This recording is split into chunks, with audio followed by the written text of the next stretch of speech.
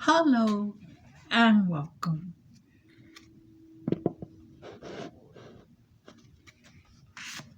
That's where I got my notes for today's talk about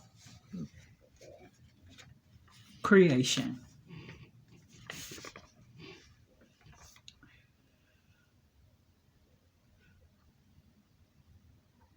There's an American Indian saying, in this world, it's the unseen that has the power. It's true because we can't see God, but we know He has all the power. We can also see His handiwork, like we recently talked about. Psalms 104:19.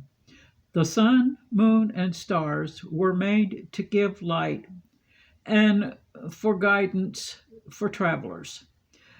God did not put them up there to be worshiped or for fortune telling. Genesis chapter 10 and 11. They are what God put there for us to use as markers of time, day, night, and seasons. Ecclesiastes 3 1 through 8. Another function of the moon is to regulate the tides of the ocean. Genesis 8:22 tells us his creation holds a promise. What's really astounding is how he created. Psalms 33 6 and 9. Aerodynamic, any another thing, let's think for a second about birds. They are more aerodynamically and efficiently designed to fly than any airplane man has built or spaceship.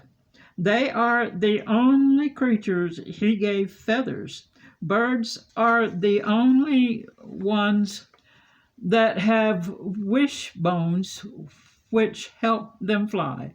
Birds and fish breathe differently than people. Fish breathe through their gills because gills need water to work properly. Yes, we humans need water, but our lungs don't need it to work. Notice that in the plants and animals and people God made, He put the ability to reproduce themselves. Of all His creatures, only people are capable of stewardship. Genesis 1:28. Our salvation is rooted in what God did in the beginning on those first 6 days. They set the stage for the rest of His story. He called it good, and it was until Satan entered the picture in Genesis 3.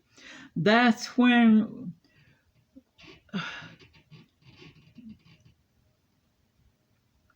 his and our expiration date began on this earth.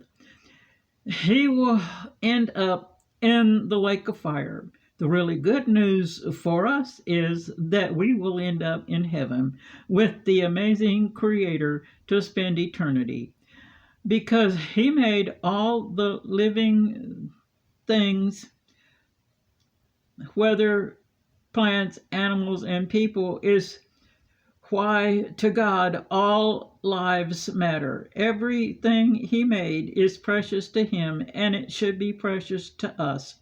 It's also true that all things will pass away in order to make room for His new earth, which will come down out of the new heaven where we will reign with Him.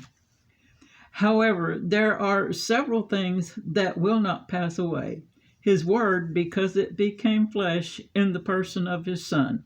His truth, since that Son is the truth. And His love, which is personified in His Son. His Son is the one we know as Jesus, and that's why there's just something about that name. Jesus, Jesus, Oh, Jesus, there's just something about that name.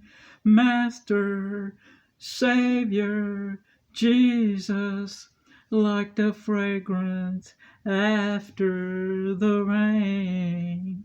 Jesus, Jesus, Jesus. Oh, let all heaven and earth proclaim.